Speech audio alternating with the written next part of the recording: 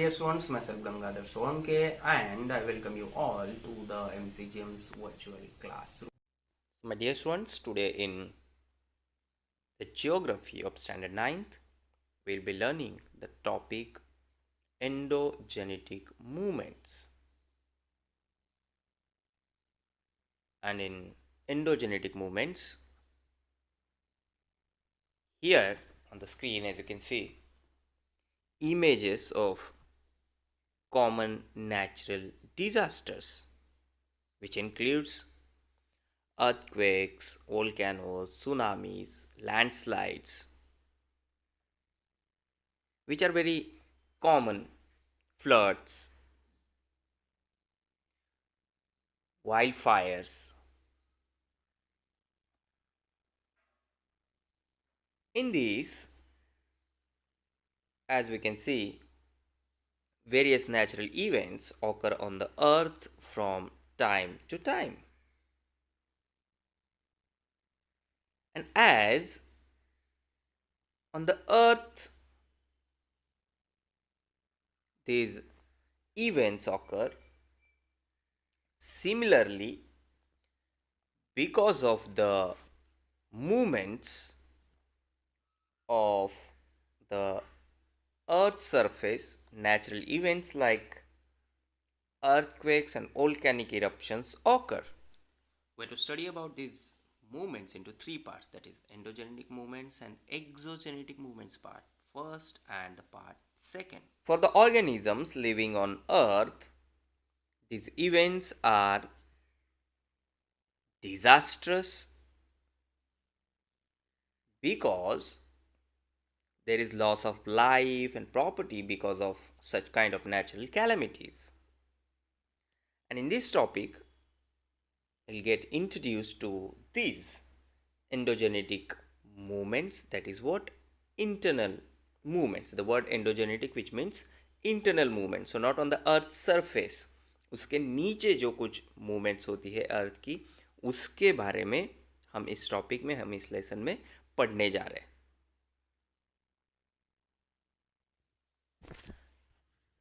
Earthquakes and volcanoes occur because of the instability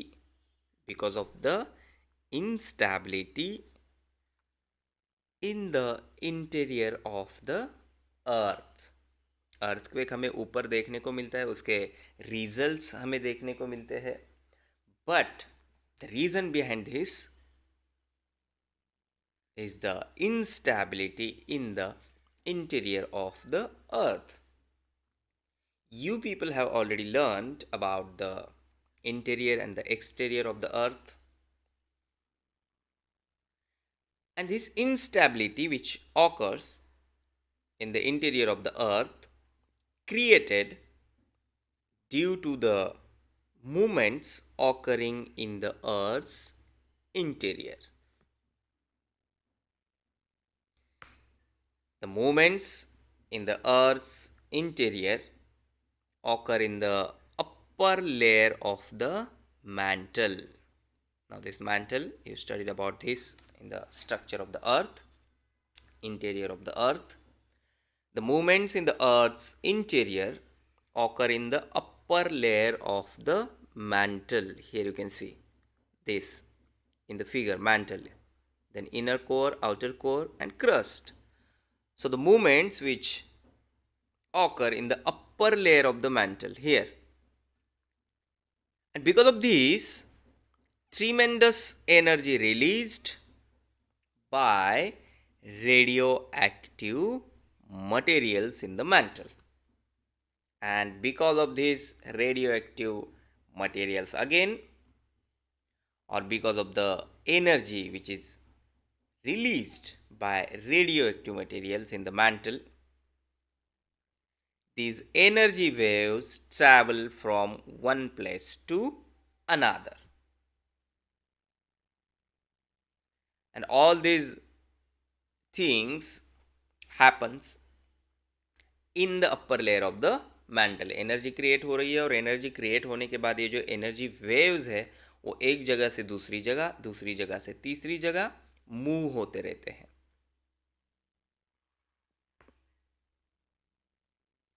And on the basis of the velocity of these energy waves or the flows of energy, it is classified on the basis of velocity, direction, and landforms. So, if we talk about the classification on the basis of velocity, then the types of movements which we have: slow movements which occurring continuously, like formation of mountains and continents; sudden movements in the form of events like earthquakes and volcanoes; then the landforms, continent building, creating continents, plateaus, and highlands; and then in the landforms, mountain building, which is folding or faulting. And if we talk on the basis of direction, then it's horizontal movements and upward and downward movements. So all these things, like slow movements, sudden movements, horizontal movements, upward or downward movements, continent building or mountain building, all this happens because of the movement or the because of traveling of energy waves from one place to another place in the interior of the earth. Now one by one we'll study this in detail. This first one, slow movements. The effects of slow movements can be seen in the form of formation of mountains and continents on the earth's crust. Now next to the mantle, in the interior of the earth, there is crust, and the effect of slow movements can be seen in the form of formation of mountains and continents on the earth's crust. And because of this, fold mountains, then block mountains, and rift valleys.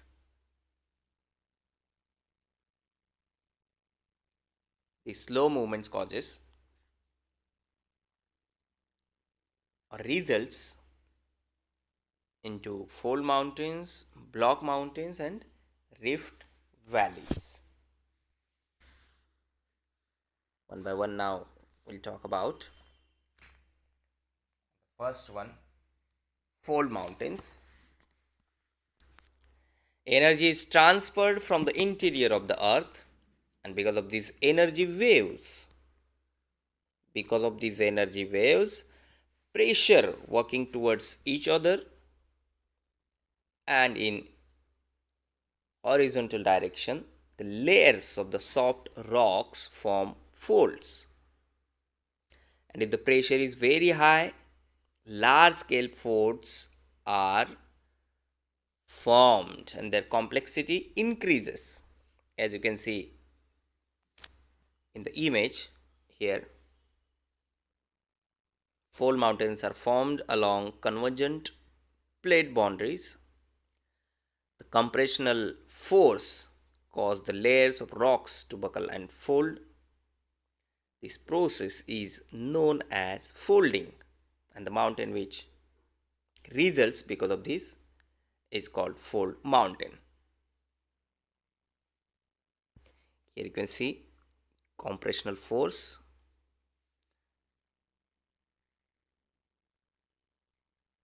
if it is upward and if it is downward, and here is the direction of plate movement and which results into this.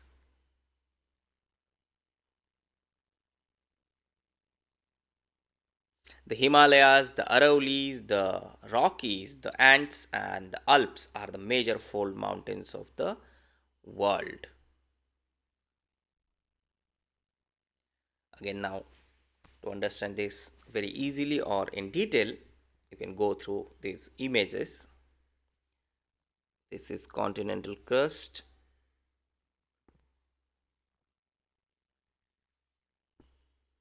Fold mountains are formed when two plates move together.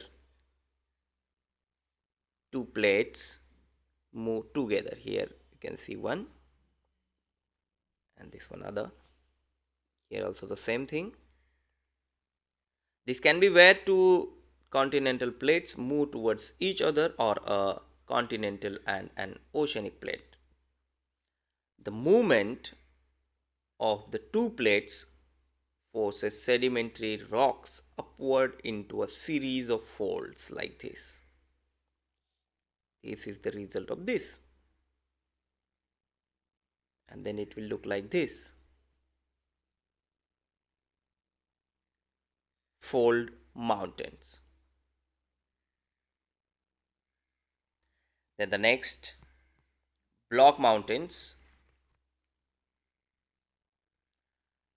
The block mountains are formed as a result of uplift by landforms due to faulting.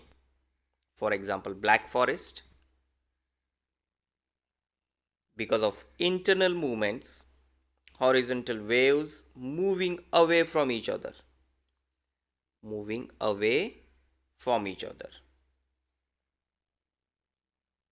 This causes tension on the layers of rocks. This leads to formation of fractures like this in the rocks, and these are known as faults. And similarly, when waves coming towards each other in hard rocks also form faults due to compression, and when a part of the earth's crust in between two parallel faults is lifted, it looks like a block. This one. So the simple thing about block mountains, the block mountains are formed as a result of uplift by landforms due to faulting. This one uplift you can see here, this uplift. And now the rift valleys.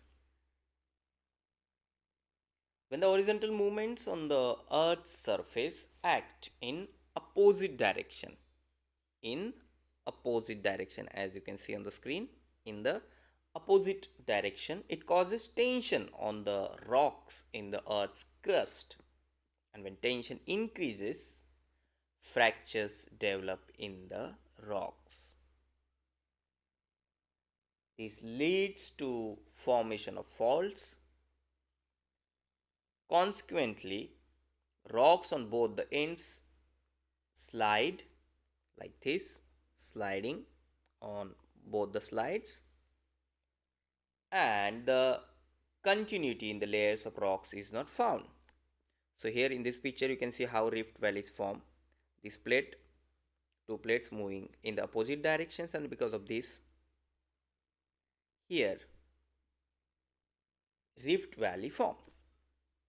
So rift valleys are places where earth's crust stretches until it breaks. ये यहाँ पर देखिए, ये stretch हो रहा है इधर, ये स्ट्रेच हो रहा है इधर, ये स्ट्रेच हो रहा है, और ये तब तक स्ट्रेच होता है जब तक उसमें ब्रेक नहीं होता है. A series of rift valleys stretches from north to south across the center of East Africa. The Great Rift Valley of East Africa is the largest rift valley in the world. Sometimes two fractures develop side by side in the Earth's crust, and the land in between the two fractures subsides. This subsided deep part, this subsided deep part is called Rift Valley. Both the slopes of Rift Valley are steep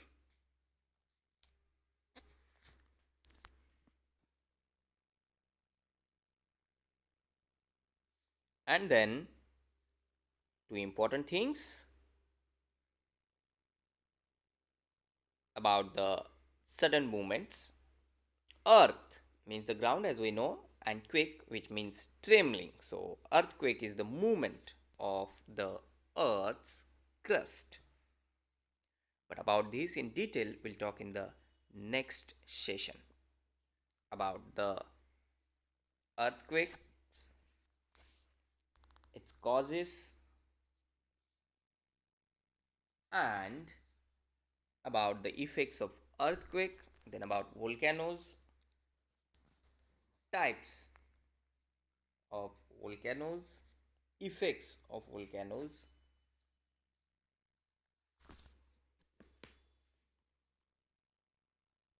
Subscribe the channel and press bell icon to get notifications. So my dear students, this is all for today. Thank you very much. Stay home, stay safe, take care.